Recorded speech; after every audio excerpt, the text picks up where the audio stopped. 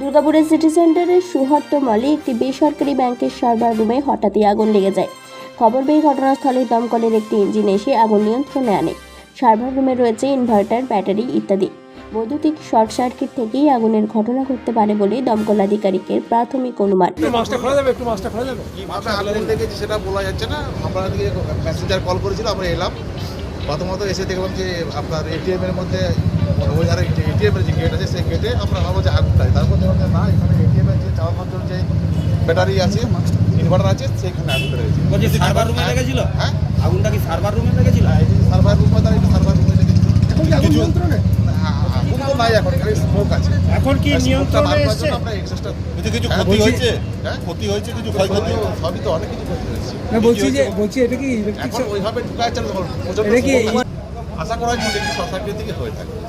রবিবার ব্যাংক বন্ধ থাকায় শাটারের তালা ভেঙে দমকল কর্মীরা আগুন নিয়ন্ত্রণে আনে।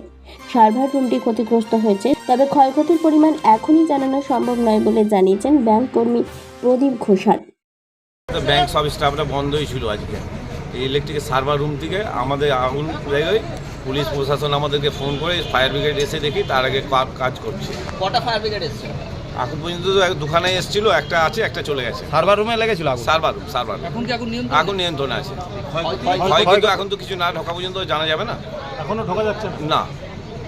দুর্গাপুর থেকে কৌশিক বাসুর রিপোর্ট, 99 নিউজ বাংলা।